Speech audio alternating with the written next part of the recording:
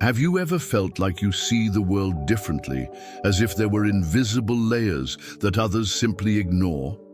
Perhaps you perceive nuances of emotion in a voice that no one else has noticed, or find deep meaning in things that seem trivial to most. If this has happened to you, it could be that your mind is among those rare ones that operate on more subtle levels of reality. And that's what this video will talk about. The hidden, subtle, yet unmistakable signs that reveal when someone carries an unusual psychic sensitivity.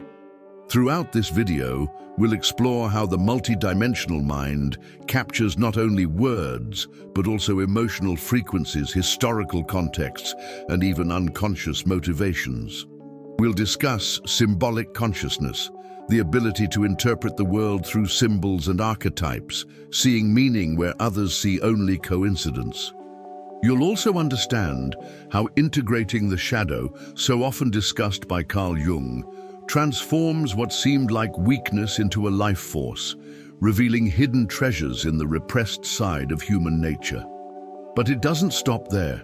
We'll delve into what's known as existential longing, that uncomfortable feeling of not fully belonging to the ordinary world, of missing something greater, more authentic. We'll also discuss psychological archaeology, the ability to unearth hidden wounds and defenses behind behaviors, almost like an archaeologist of the soul. You'll see how paradoxical thinking allows us to accept contradictions as part of the truth, without the need to choose sides, and how this opens space for a broader view of reality. And we cannot forget what many carry, without understanding, the catalytic consciousness.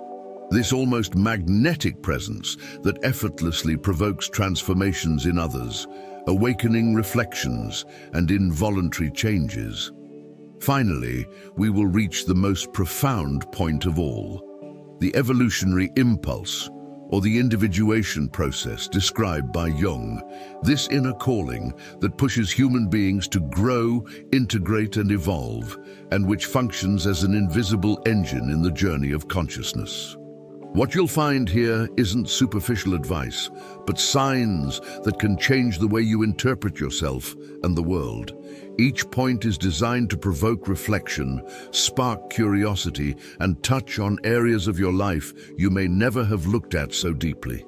In the end, you'll realize that these signs aren't just isolated characteristics, but a map of a rare journey, one few have the courage to embark on, and one that may be exactly yours. When we talk about multidimensional processing, we enter a field that goes far beyond simply listening or reading words. The human mind, as Carl Jung so aptly explored, is capable of absorbing emotional frequencies, historical contexts, and even unconscious motivations simultaneously. Imagine walking into a room full of people. You capture not only what's being said, but also the tone of voice, the look in their eyes and their body posture. The ego may filter some of these perceptions, but spirituality and intuition act as secret antennas, revealing layers that many ignore. This type of perception isn't learned from superficial manuals. It arises from deep contact with one's own persona and constant immersion in shadow work practices. The curious thing is that everyone possesses this capacity, but few allow themselves to fine-tune it. A practical example of this happens when someone watches a movie. For most, the story is merely entertainment, but a rare mind reads between the lines. It perceives the archetypes behind the characters, understands the symbolic conflict between shadow and light, and identifies emotional patterns hidden in the lines. This multi-dimensional perspective applies not only to films, but also to everyday life. When a coworker says, "I'm fine," even with heavy eyes and hunched shoulders, a trained mind knows that the phrase isn't meant literally. Here, multidimensional processing allows us to grasp the unspoken truth, which often reveals more than the words themselves. Putting this into practice is almost like developing an inner radar. Books like Carl Jung's Man and His Symbols can serve as a guide for this training. But the application isn't limited to theory. You can start by paying attention to the micro-expressions of those you're talking to, or the energy you feel when you enter certain environments. Have you ever noticed how some places drain your vitality while others lift your spirits? This is no coincidence. It's multi-dimensional perception in action. The key is not to dismiss these sensations as nonsense, but to understand them as valuable information. This processing is also a form of psychic self-defense. The ego often creates masks to protect us, but when we develop this expanded perspective, we can see beyond appearances. Imagine negotiating a contract. While the other party smiles and says they're open to dialogue, their posture may reveal rigidity, impatience, or even fear. Those who master multidimensional processing know how to read this and adjust their strategy, whether in a business meeting or a simple family gathering. This is the kind of knowledge that separates those who live only on the surface from those who delve deeper into the essence. The most interesting thing is that this ability creates a sense of presence that changes the way you relate to the world. You don't just react, but interpret multiple layers of reality. This expands awareness, strengthens the connection with spirituality, and helps integrate both what the ego reveals and what the shadow hides. It's as if each experience ceases to be just an event and becomes a lesson. And believe me, when someone begins to see the world this way, it inevitably opens space for something even more profound: the ability to decipher the symbols that shape our reality. Symbolic consciousness is like swapping ordinary glasses for lenses that reveal invisible layers of the world. Those who delve into Carl Jung's thinking discover that nothing is as it seems. A simple dream can carry the weight of centuries of mythology, and an everyday gesture can connect to universal archetypes. Think, for example, of a butterfly that crosses your path. For some, it's just a colorful insect. For a mind that cultivates symbolic consciousness, it's a reflection of transformation, of the death of the cocoon and rebirth, the same process that occurs within those who face shadow work. When you view life through this lens, even the most banal details become portals of understanding. This way of perceiving the world changes a person's relationship with their own conflicts. The ego tends to reduce problems to the surface.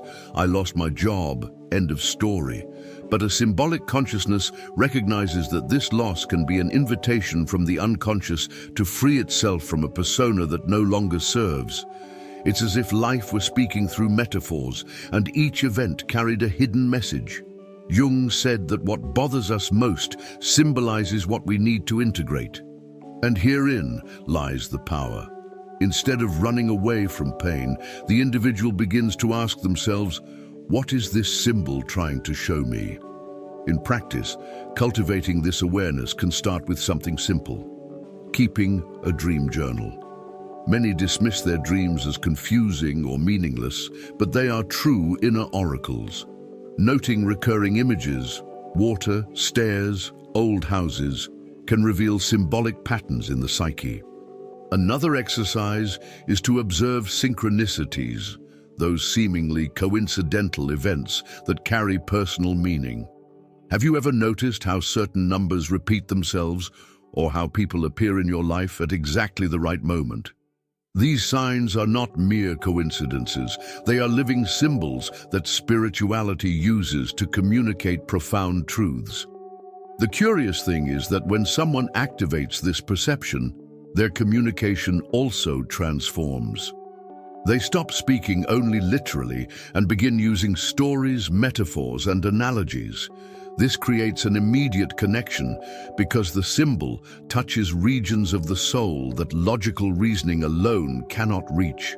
Great leaders and spiritual masters have always known this. They used parables, myths, and narratives as direct bridges to the collective unconscious. Likewise, those who learn to see symbols can awaken transformations in others almost without realizing it, as if their mere presence carried hidden layers of meaning. And the most fascinating thing is that symbolic consciousness isn't limited to grand events. It infiltrates everyday life. The song playing on the radio, the book someone unexpectedly recommends, even the outfit you choose to wear on a given day can be a reflection of the psyche trying to express itself. This gaze creates a kind of secret dialogue with life, as if everything around us were a mirror. But the question that arises is, if symbols speak so clearly, why are we still so resistant to listening to what they have to say? Perhaps the answer lies in the next step of this journey, the inevitable encounter with the shadow. Few have the courage to face what they hide from themselves. Shadow integration, a central concept in Carl Jung, is not about eliminating the dark side of human nature, but rather recognizing its existence and that it holds hidden treasures. The ego prefers to create comfortable narratives, maintain the persona intact and appear virtuous. But those who engage in shadow work discover that repressed anger can hide courage, that envy can reveal unspoken desires, and that even fear can serve as a compass for expansion. It's like opening the basement of one's own psyche, frightening at first, but full of valuable materials for rebuilding a more authentic life. In practice, the shadow manifests itself in subtle ways. That harsh judgment you level at someone may be a reflection of what you don't accept within yourself. Discomfort at someone else's victory may point to dreams you've abandoned. Jung said, "What we don't face within ourselves, we find in destiny as an enemy." It's harsh, but true. If you don't integrate the shadow, it governs your life from the shadows. Recognizing this mechanism is the first step. The second is accepting that this part is also part of you, and that fighting it is like fighting your own breath. There are simple practices to begin this process. Writing about moments when you feel overwhelmed by intense emotions can reveal a lot. Asking yourself, "What is this emotion trying to show me about myself?" is a powerful exercise. Another way is to observe triggers in relationships. The person who irritates you the most may be the most faithful mirror of what you refuse to accept within yourself. If you want to delve deeper, books like Jung's The Nature of the Psyche or Debbie Ford's The Dark Side of the Seekers of Light are surefire invitations for those who wish to traverse this psychic territory. Integrating the shadow also means freeing creative energy. What you used to spend repressing or disguising emotions is now directed toward building, creating, and expanding. This is why so many people report increased vitality and clarity after a sincere delve into shadow work. Think of artists who transformed pain into art, or entrepreneurs who channeled frustration into innovative solutions. The shadow, when integrated, ceases to be a hidden monster and becomes fuel for individuation, that profound process that unites light and darkness into a single path. The most intriguing thing is that integrating the shadow doesn't make us saints or perfect, but rather whole humans. Recognizing one's own shadows generates compassion for others, because you realize that everyone carries invisible battles. And here begins a curious feeling, almost a familiar emptiness, existential longing. It's as if by integrating the fragmented parts, the individual realizes that something greater is still missing, a home lost in time, a calling to a deeper reality than ordinary life can offer. Existential longing is a feeling that is not easily explained, but that almost every seeker feels silently. It is that sensation of being out of place in the world, as if the ordinary routine were not enough to fill the emptiness of the soul. Carl Jung said that this restlessness is the call of the self, asking for reconnection with wholeness. The ego, concerned with maintaining the persona adapted to social norms, tries to suffocate this pain with distractions, excessive work, unbridled consumption, superficial relationships, but behind it all, a whisper lingers. This is not all. It is this whisper that makes someone look at life and feel something is missing, even when they seem to have conquered everything the world has to offer. This longing isn't the same as we feel for a person or place, but a nostalgia for something we can't even name. Many describe it as a desire to return home, even though they don't know where that home is. It's the soul asking for more depth, crying out for spirituality and meaning. This restlessness is what leads so many to begin shadow work, because they realize that the answer lies not in collecting external achievements, but in excavating internal symbols.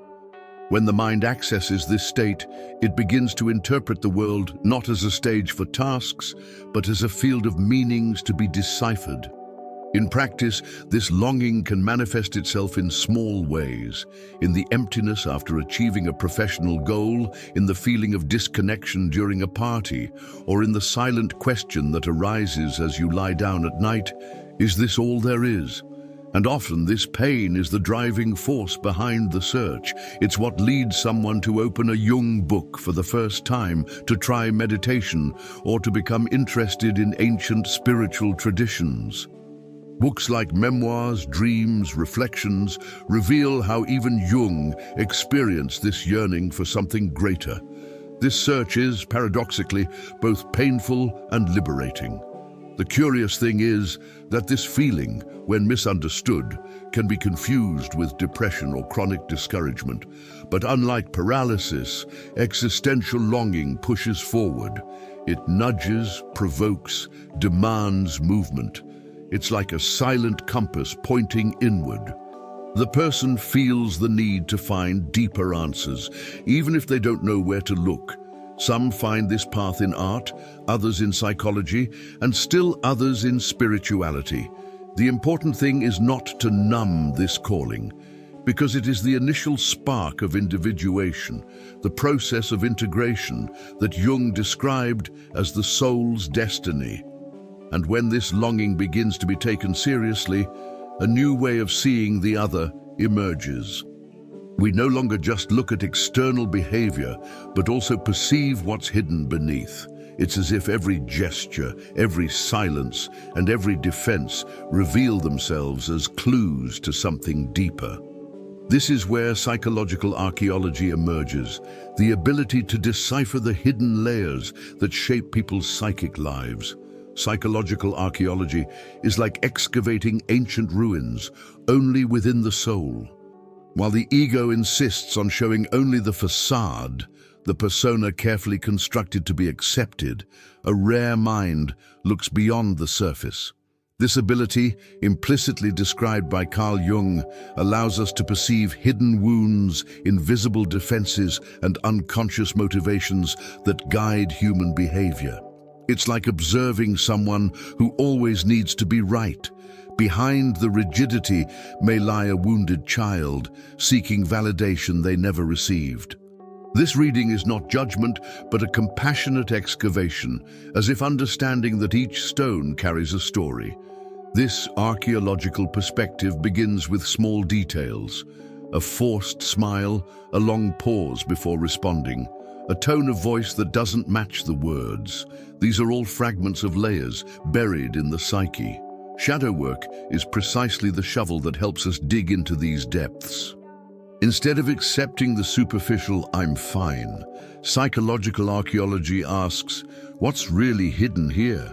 And the fascinating thing is that the more we practice this perception, the more we can see the archetypes that recur in people's stories. The hero who runs away from himself, the victim who imprisons himself, the wise man who fears his own light. In practice, applying this perspective can transform the way we relate. Think about a couple's conflict. Instead of seeing only the argument about who's right, it's possible to perceive deeper layers. Perhaps the search for security, perhaps the struggle not to be abandoned again. This archaeological perspective generates empathy because it shows that behind anger lies fear and behind demand lies need. Books like Freud's The Interpretation of Dreams and Jung's Ion are veritable excavation manuals, revealing how symbols and behaviors are merely the tip of much older and more complex structures. This ability also changes the way we see ourselves. With every overreaction, every disproportionate irritation, there's a buried clue. When someone dedicates themselves to writing about the moments they lost control, they uncover forgotten fragments of their own past. It's like finding the bones of poorly digested experiences. This exercise isn't comfortable, but it's liberating. After all, recognizing that the present is still shaped by old wounds is the first step towards spirituality, helping to transform them into learning. Psychological archaeology doesn't seek culprits, but rather contexts. And the deeper this excavation goes, the more the individual realizes that the psyche is not a straight line, but a field full of paradoxes. Each discovery opens the way for an even more complex one. By realizing that a wound can also hide strength, that a defense can carry wisdom, the person begins to accept that truth is never binary. And it is precisely from this excavation that the next step is born. Paradoxical thinking, the ability to sustain contradictions without losing oneself in them. Paradoxical thinking is one of the most sophisticated skills anyone can develop, and it's directly linked to Carl Jung's view of the complexity of the psyche. While the ego seeks clear, binary, and comfortable answers, right or wrong, good or bad, the mind that embraces paradox recognizes that reality is woven of contradictions. The persona itself, for example, is a necessary mask for living in society, but at the same time, it's a prison that limits the authentic expression of the self. It's impossible to say it's only positive or only negative. It's both at once. This paradoxical perspective opens the door to understanding that truth is never absolute, but rather a dance between opposites. In practice, this skill means sustaining tensions without needing to resolve them immediately. Imagine someone who feels love and resentment for the same person. Conventional thinking dictates that they must choose one of the two. Paradoxical thinking, however, accepts that both can coexist, revealing deeper layers of the soul. This is also reflected in shadow work. The anger you try to deny can also be the spark of your courage, and the fear you try to hide can be the guardian of your greatest potential. Paradox is not a flaw in reality, it is its most intimate structure. This way of thinking has concrete applications in everyday life. Leaders who understand paradoxes are able to combine firmness and empathy. Artists who embrace contradictions create works that touch the soul deeply. This even manifests itself in spiritual life. How often does someone feel like they're simultaneously moving forward and backward? This isn't failure, it's the paradox of human growth. Books like Jung's The Red Book clearly show how he himself confronted contradictory views, accepting that the psyche is a field of polarities in constant dialogue. A powerful exercise to develop this mindset is to note, in the face of each internal conflict, the two sides that seem opposed. Then, instead of trying to choose, ask, what are these two sides trying to teach me together? For example, wanting security and freedom at the same time. The paradox can reveal that true security arises when you trust yourself enough to be free. This kind of reflection takes the person out of the limited thinking of the ego and connects them with spirituality, where opposites cease to be enemies and become complementary. And when someone begins to live this way, something curious happens. Their mere presence stirs up movement in those around them. People sense they are in the presence of someone unfazed by contradictions, who knows how to embrace pain without rushing to erase it, and who sees meaning where others see only confusion. This attitude creates a catalytic consciousness, which awakens involuntary transformations in those who come near. Catalytic consciousness is a curious phenomenon. Some people, without realizing it, trigger profound changes in those around them simply by existing. It's not a matter of rehearsed speeches or manipulation techniques. It's the silent force that emerges when someone begins to integrate ego, persona, shadow, and spirituality into a single psychic body. This presence creates a vibrant, almost magnetic field. Think of people you've met who, even without saying much, left you reflecting for days. This is catalytic consciousness in action, an impact that comes not from what is said, but from what is. Carl Jung described this effect indirectly when discussing individuation. The closer a person gets to their essence, the more they radiate something that touches the collective unconscious. It's as if they become a living mirror. Those who look at them actually see their own possibilities and their own wounds reflected. Sometimes this catalytic awareness provokes admiration. Other times, it deeply disturbs, bringing to the surface unintegrated parts of the other person's psyche. This is why some are seen as inspiring and others as challenging. Both effects stem from the same source. In practice, anyone can become a catalyst, but it doesn't happen through direct effort.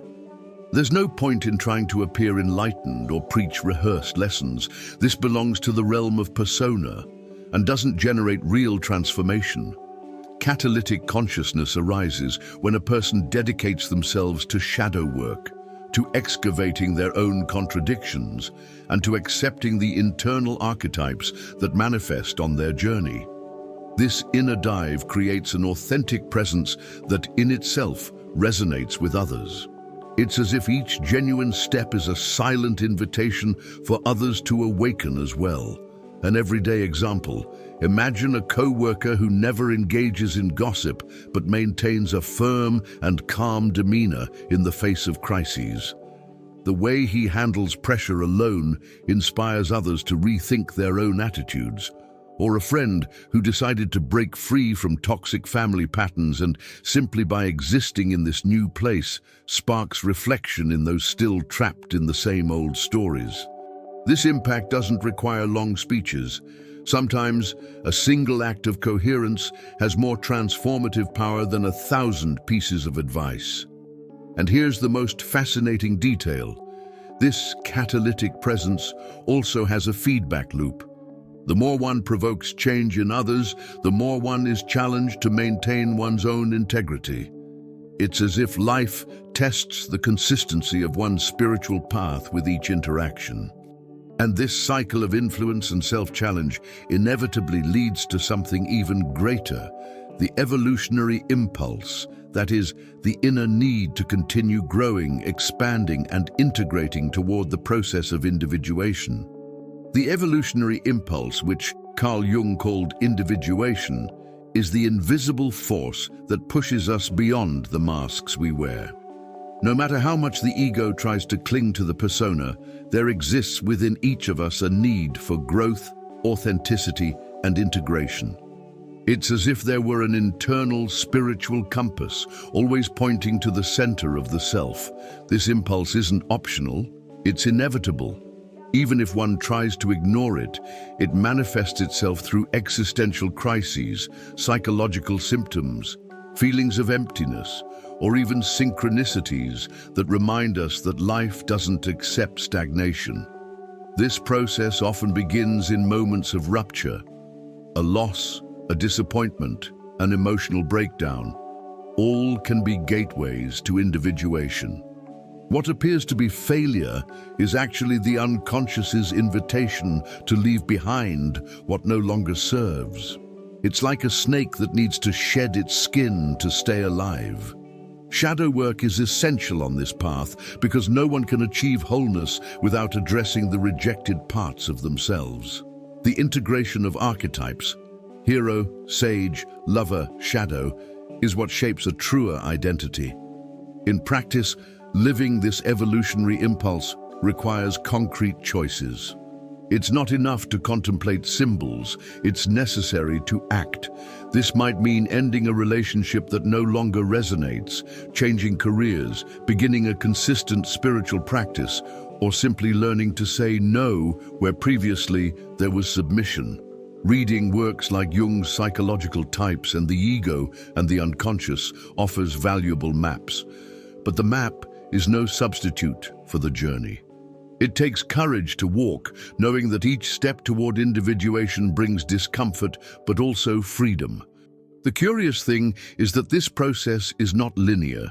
There will be advances and setbacks, clarity and confusion. The ego insists on saying, "I've arrived," but the psyche always reveals new layers. Each encounter with the shadow brings new opportunities for integration, and each spiritual insight opens space for even greater contradictions. Individuation is not a final destination, but a path of constant evolution. It is in this movement that human beings discover that their mission is not to be perfect, but whole. And paradoxically, the more whole they become, the more imperfect they accept being. And when someone begins to consciously experience the evolutionary impulse, they realize that they are not walking alone. Their journey also becomes a beacon for others, because what transforms internally resonates in the collective. This is the mystery of Jungian psychology. The work of one individual can open pathways into the unconscious of many. The self then ceases to be merely a concept and becomes a living experience. It is at this point that the person understands that the 9 signs they have experienced are not just characteristics of a rare mind, but maps of an inner journey that few dare to face, but which is always available to those who decide to awaken. Now that you've learned the 9 hidden signs of a rare mind, the question is, what will you do with this knowledge? It's no use simply listening and going on with your life as if nothing has changed. These signs are invitations, portals to a deeper level of consciousness that few dare to traverse. The question is, will you accept the call, or will you continue to pretend you didn't hear? Perhaps you've noticed traces of yourself in each topic. Perhaps you've recognized your own struggle with your ego, your persona, your shadow, or even that void of existential longing that insists on poking at your soul. This is no coincidence. The psyche always finds ways to speak, even when we try to keep it silent. True transformation begins when you decide to look within without fear of what you'll find. And here's the challenge. Don't dismiss these ideas as just another curiosity. Apply them. Try keeping a dream journal, observing your triggers, practicing silence, or even reading books like Carl Jung's Memories, Dreams, Reflections. Small daily actions can open paths that change your entire life. So I ask, what can you do today, even today, to move closer to your own individuation? If these signs sparked something in you, share them in the comments. Which one resonated most with you? Where did you most strongly recognize yourself? This exchange is powerful because by writing, you give form to what was once just intuition. And remember, if you want to continue this journey of deep self-discovery, spirituality, and Jungian psychology, subscribe to the channel and turn on notifications. Each new video will be another step on this path that few have the courage to follow, but which can transform everything in your life. After all, rare minds can't afford to live as if they were ordinary.